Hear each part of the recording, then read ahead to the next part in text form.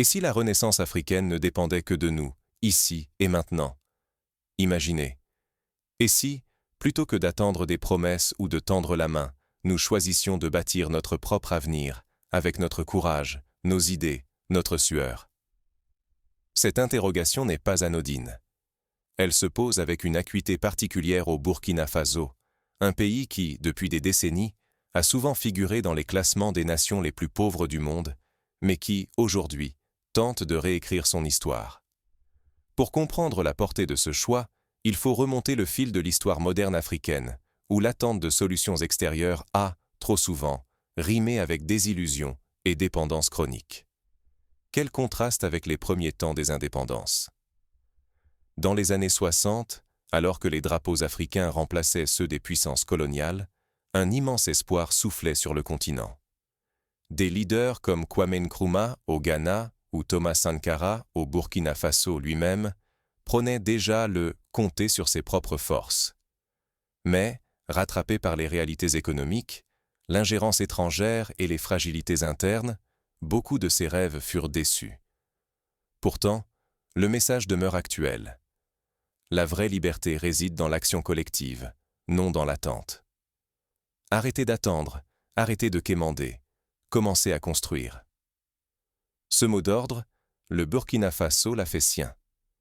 Sous l'impulsion du capitaine Ibrahim Traoré, ce pays enclenche une transformation profonde et inédite, portée non plus par l'aide étrangère, mais par l'engagement du peuple lui-même.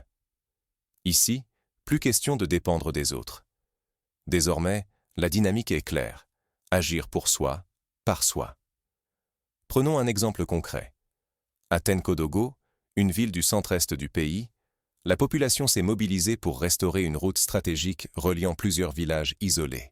Plutôt que d'attendre des financements extérieurs, les habitants se sont réunis, ont collecté des fonds, sollicité les artisans du coin et, en quelques mois, la route a été rénovée. Ce projet, modeste à l'échelle nationale, a pourtant permis à des centaines d'enfants d'aller à l'école plus facilement, aux agriculteurs d'acheminer leurs produits au marché et aux malades d'accéder plus rapidement aux soins. Dans chaque secteur vital, agriculture, santé, éducation, infrastructure, sport, des projets ambitieux prennent forme.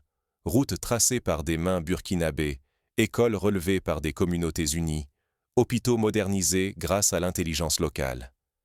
Cette vague de chantier n'est pas une simple politique.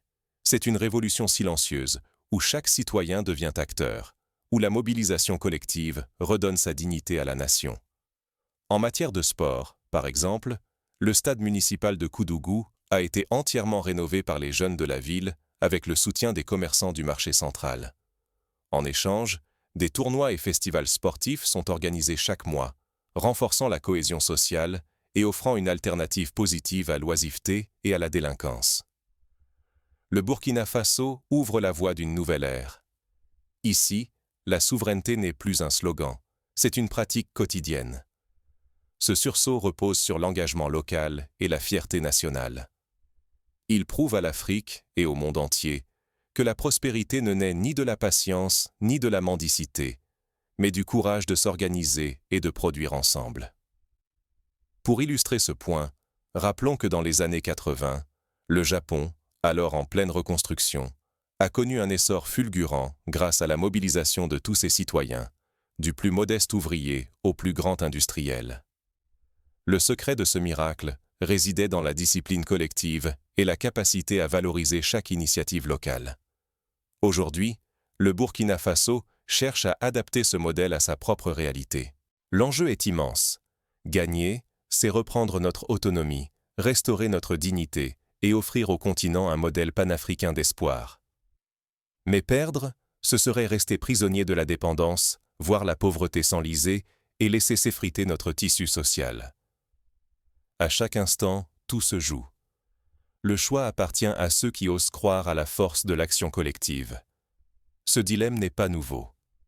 Dans les années 70, le Botswana, pays enclavé et alors considéré comme l'un des plus pauvres au monde, a fait le pari de la gestion locale des ressources, notamment diamantifères, et de la planification endogène. Résultat, aujourd'hui, le Botswana est un des rares exemples africains de stabilité et de croissance soutenue. Le Burkina Faso, confronté à des défis encore plus grands, tente à son tour ce pari audacieux. Voyons maintenant, de façon concrète, comment le Burkina Faso orchestre cette révolution silencieuse et quels enseignements l'Afrique entière peut en retirer. Plongeons dans les initiatives clés et découvrons ce qui rend le modèle burkinabé si inspirant. Quels leviers ont permis cette mobilisation sans précédent? Comment une nation acculée par la crise peut-elle devenir le foyer d'un renouveau africain? Cette question, brûlante d'actualité, trouve un terrain d'expérimentation au Burkina Faso, pays frappé par l'insécurité, mais décidé à ne pas se laisser enfermer dans la peur ni la fatalité. Sous le commandement du capitaine Ibrahim Traoré, le Burkina Faso refuse de se limiter à la riposte militaire. Sa stratégie se déploie sur deux fronts. Affronter les groupes armés qui menacent son intégrité et enclencher un vaste chantier de développement endogène, inédit par l'ampleur de la mobilisation populaire. Prenons l'exemple du village de Gomboro, dans la région de la boucle du Mouhoun. Jadis, sous la menace constante des groupes armés, ce village a choisi de ne pas se résigner. Les habitants ont mis en place des comités de vigilance, mais surtout, ils ont lancé des chantiers communautaires, construction d'un centre de santé, création d'un périmètre maraîcher et lancement d'un programme d'alphabétisation pour adultes. Aujourd'hui, Gomboro est cité en exemple dans la région, preuve que la sécurité et le développement peuvent aller de pair. Traoré n'est pas qu'un chef de guerre. Il porte une vision, transformer la crise en tremplin pour bâtir un futur souverain. Il mise sur la solidarité, la responsabilité collective et la fierté nationale, invitant chaque Burkinabé à devenir acteur du changement, sans attendre de secours extérieurs. Tous les pans de la société sont concernés. L'agriculture et la souveraineté alimentaire deviennent prioritaires, avec des programmes visant à garantir à chaque foyer une alimentation saine et produite localement. La santé connaît une modernisation accélérée, pour permettre à tous, même dans les zones oubliées, d'accéder aux soins de qualité. En matière agricole, le pays a lancé une politique de « un village, un jardin communautaire ». À Zignaré, par exemple, des femmes se sont organisées en coopérative pour exploiter un terrain collectif. Grâce à l'appui technique d'ingénieurs locaux et à la mutualisation des outils, la production de légumes a doublé en une saison. Non seulement la sécurité alimentaire s'est améliorée, mais les revenus générés servent à scolariser les enfants et à financer des micro-projets. L'éducation est repensée pour préparer la jeunesse aux défis du siècle, encourager l'innovation et revaloriser le métier d'enseignant. Les infrastructures, des routes aux centres médicaux, sont rénovées ou créées dans un objectif clair: relier, soigner, éduquer et nourrir grâce aux ressources et savoir-faire locaux. Au lycée de Dédougou, les élèves participent activement à la gestion de l'établissement. Entretien des bâtiments, organisation d'ateliers de recyclage, tutorat entre pairs pour renforcer la réussite scolaire. Cette responsabilisation a permis de réduire de moitié le taux d'absentéisme et d'améliorer significativement les résultats aux examens nationaux. Pour rendre cette vision concrète, le pays lance des initiatives présidentielles majeures: l'initiative présidentielle pour le développement communautaire, l'initiative présidentielle pour la production agricole et d'autres encore. Ces programmes ne sont pas réservés à l'État. Ils engagent les femmes, les jeunes, les communautés entières, tous conviés à façonner leur destin dans un esprit de responsabilité partagée. Exemple. Dans la commune de Manga, l'initiative présidentielle pour le développement communautaire a permis de construire une bibliothèque municipale équipée d'ordinateurs et de livres en plusieurs langues nationales. Ce projet, porté par les jeunes du quartier, favorise l'accès à l'information et stimule la créativité. Mais le défi est immense. Réussir exige d'unir toutes les forces autour d'un projet commun, de dépasser les clivages et les intérêts individuels. Sinon, la division et la défiance pourraient briser cet élan. Le Burkina Faso joue gros. Il doit prouver qu'il peut surmonter l'adversité non seulement par la force, mais surtout par l'intelligence collective, l'effort et la résilience. À ce propos, rappelons que l'Afrique du Sud, après la fin de l'apartheid, n'a pu stabiliser sa jeune démocratie que grâce à la mobilisation massive de la société civile, des syndicats, des églises et des entrepreneurs. Le Burkina Faso, lui, tente de fédérer toutes les composantes de la société autour d'un projet souverain. Face au fatalisme, le modèle burkinabé propose une alternative audacieuse. Il affirme que l'avenir d'un peuple peut se construire par lui-même, avec ses rêves et ses ressources, refusant la dépendance et l'asservissement. C'est un message d'espoir pour l'Afrique entière, mais aussi un immense pari. Montrer que le progrès peut naître de la volonté populaire et de la fierté retrouvée. Au fond, la clé de ce modèle réside dans la capacité à mobiliser chaque citoyen pour la réussite collective. Mais cette mobilisation de masse peut-elle vraiment résister à l'épreuve du terrain?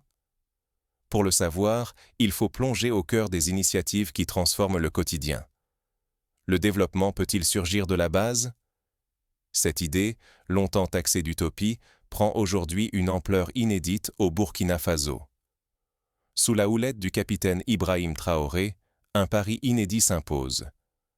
Placer chaque citoyen au cœur de la reconstruction nationale, non plus en simple spectateur, mais en véritable acteur de son propre avenir. L'initiative présidentielle pour le développement communautaire, ou IPDC, en est le levier central. Son principe est à la fois limpide et radical, puisé dans l'énergie, le savoir-faire et la solidarité de chaque village, de chaque quartier, pour bâtir ensemble les infrastructures restées trop longtemps absentes. À Waïgouya, par exemple, l'IPDC a permis la construction d'un marché moderne, géré par un comité local. Cette structure facilite la vente des produits agricoles, stabilise les prix et a permis la création de plus de 50 emplois directs. Les recettes du marché sont réinvesties dans des actions sociales, distribution de fournitures scolaires, soutien aux personnes âgées, entretien des espaces publics. Partout, des communautés se mobilisent pour bâtir ou réparer ce qui leur manque. Des routes sont tracées, rénovées et permettent de désenclaver les zones rurales. Des projets d'assainissement émergent, portés directement par les habitants eux-mêmes. Dans la région du Sahel, un village a transformé un terrain vague en espace vert grâce à la plantation de 2000 arbres et à la sensibilisation des enfants aux enjeux de l'environnement. Aujourd'hui, ce parc sert de lieu de rassemblement, de formation et contribue à lutter contre l'avancée du désert.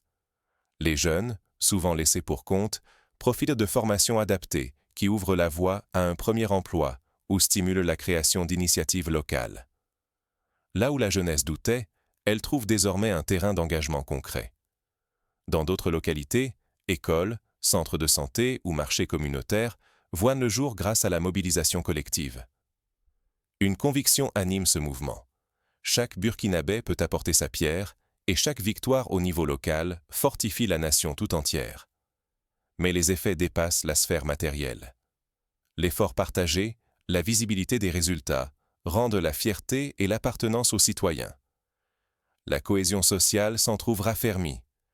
Les solutions naissent de la réalité du terrain, conçues et portées par ceux qui vivent les défis au quotidien. On mise sur l'intelligence endogène, sur la tradition du « faire ensemble », renouant avec une culture de solidarité et d'entraide parfois oubliée. Ce mouvement redonne du sens et une puissance collective aux actions locales.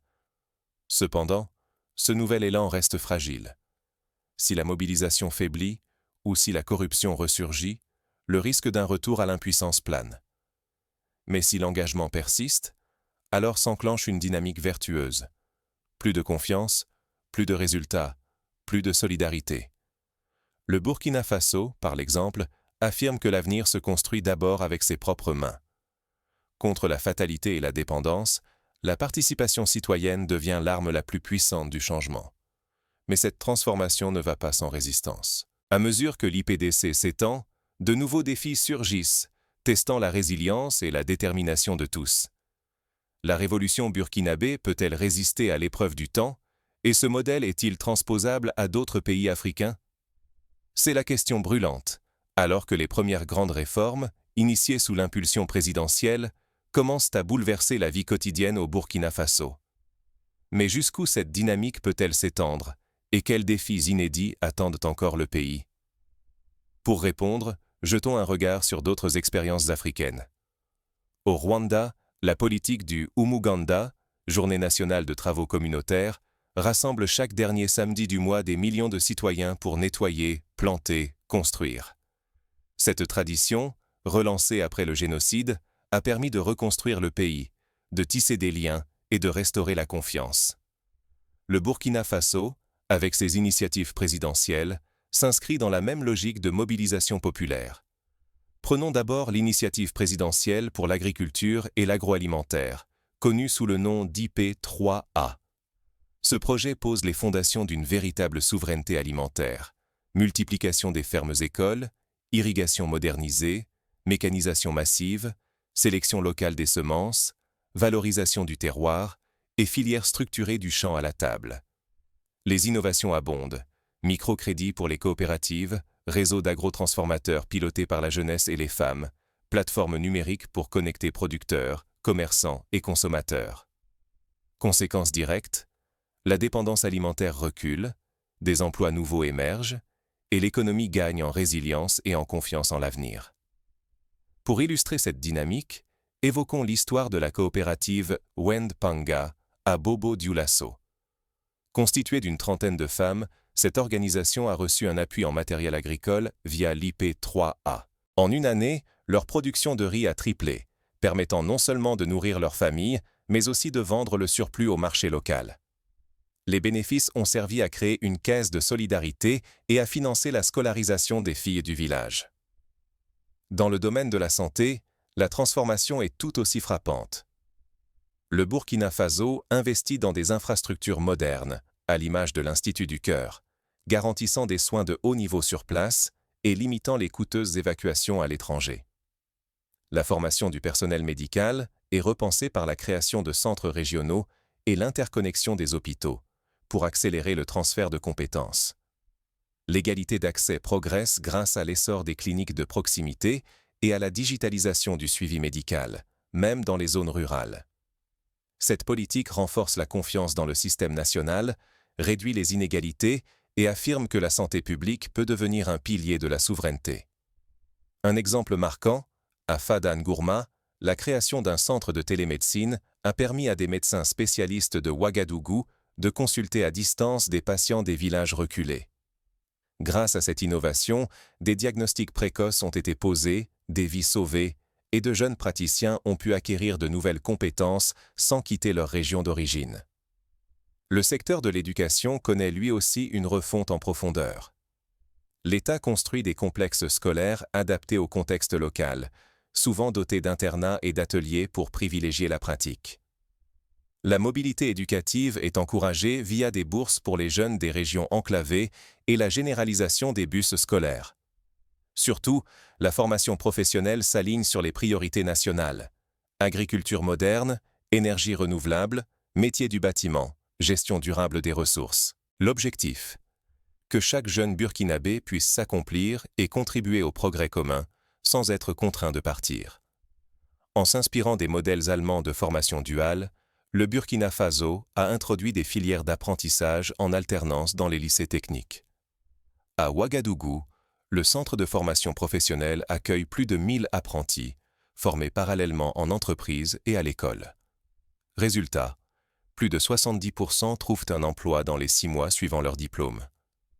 Cependant, il ne faut occulter les obstacles. Ce modèle doit résister aux chocs économiques extérieurs, surmonter les carences logistiques et garantir une gouvernance irréprochable. Si les réformes tiennent bon, le Burkina Faso deviendra un phare pour le continent. Mais au moindre essoufflement, les critiques ne manqueront pas de dénoncer cette expérience comme un simple mirage. En somme, la révolution en cours prouve qu'une mobilisation citoyenne, appuyée par une vision politique audacieuse, peut transformer le destin d'un pays. Le Burkina Faso offre à l'Afrique un récit inédit, fondé sur la prise d'initiative, l'organisation collective et l'innovation, bien loin du fatalisme ou de la dépendance. Pourtant, alors que l'espoir renaît, une question demeure. Comment ce fragile équilibre résistera-t-il face aux pressions internes et externes ? Le prochain acte montrera si le pari burkinabé peut inspirer un véritable sursaut panafricain. Que peut entreprendre dès demain un individu, une famille ou une communauté pour s'inscrire dans cette dynamique de transformation? Tout commence par une résolution claire. Ne plus attendre l'action venue d'ailleurs, mais s'emparer du présent, là où l'on est, avec les moyens dont on dispose. La première force du modèle burkinabé réside dans la discipline collective. Refuser la facilité, lutter contre la corruption dans chaque geste du quotidien, instaurer la transparence dans la gestion de toutes les ressources, même les plus modestes. Chaque franc employé à bon escient, chaque choix intègre, renforce la confiance et prépare des réussites durables. L'engagement local est la pierre angulaire du progrès. Aucun changement profond ne descend d'en haut ni ne vient de l'étranger. Il naît de la mobilisation des communautés, réunions de quartiers, associations de parents, coopératives agricoles, collectifs de jeunes ou de femmes. Chacun peut s'impliquer, suggérer, surveiller, inventer. La formation, formelle ou informelle, doit devenir une habitude. Se former, c'est tripler son impact au service du bien commun. À titre d'exemple, une famille de Ouagadougou a décidé d'organiser chaque mois un atelier de lecture pour les enfants du voisinage. En quelques mois, ce cercle s'est élargi, attirant des enseignants bénévoles, puis des parents motivés qui ont lancé une collecte de livres. Aujourd'hui, ce petit groupe a permis à plus de 50 enfants d'améliorer leur niveau de lecture et d'écriture. Le Burkina Faso prouve que la taille des moyens importe moins que la détermination et l'organisation. Un village peut rénover une école. Une rue peut devenir propre. Quelques jeunes peuvent lancer une petite entreprise ou cultiver un jardin collectif. L'essentiel, commencer, persévérer, même avec peu. Il existe 1000 façons de refuser la fatalité, s'engager à dénoncer la corruption, à exiger la transparence, à organiser des journées de propreté, à partager ses savoirs, à lancer un cercle de lecture pour les enfants. L'innovation est d'abord une question d'état d'esprit, vouloir améliorer, résoudre, transmettre. La plus grave erreur serait de croire que le changement ne viendra que d'en haut ou qu'il serait réservé à une élite. Celui qui agit, même à petite échelle, devient artisan du changement. Celui qui attend reste simple spectateur. Ce sont les petits efforts, multipliés par des millions de citoyens, qui forgent une nation forte et fière. À Madagascar, dans le village d'Ambatolampi, la création d'un atelier de recyclage de plastique par 5 jeunes a permis de réduire les déchets, de créer des emplois et de financer la construction d'un puits. Ce type d'initiative, reproductible partout, montre que l'audace et la solidarité peuvent transformer le quotidien. Le Burkina Faso montre que la souveraineté et le développement véritable commencent par le choix courageux de prendre son destin en main. À chaque Africain, à chaque famille, de choisir, agir ou subir. Le destin collectif ne se bâtit pas demain, il commence aujourd'hui. Mais à quoi ressemble concrètement cette dynamique au Burkina Faso? Quels résultats, quels défis et quelles leçons pour l'ensemble du continent? L'Afrique n'a jamais eu besoin de permission pour réussir. Cette conviction profonde, le Burkina Faso la transforme en réalité sous la conduite du capitaine Ibrahim Traoré. Porté par l'unité, la souveraineté et le courage, ce pays trace une nouvelle voie, sans attendre de solutions venues d'ailleurs. Ce n'est pas un rêve lointain. Grâce à des initiatives présidentielles audacieuses et une volonté politique sans faille, chaque citoyen devient acteur du changement. Ici, la résilience se vit au quotidien, incarnée par des milliers de Burkinabés qui bâtissent, réparent, innovent et créent, chantier après chantier. L'agriculture renaît, animée par la solidarité de communautés déterminées à nourrir leur peuple. Les écoles reprennent vie, les soins de santé évoluent, des routes ouvrent de nouveaux horizons. Toute une nation se redresse, fière de ses racines et de sa liberté de choisir sa voie. Ce progrès se fait sans plier devant la pression de l'aide extérieure ou des injonctions étrangères.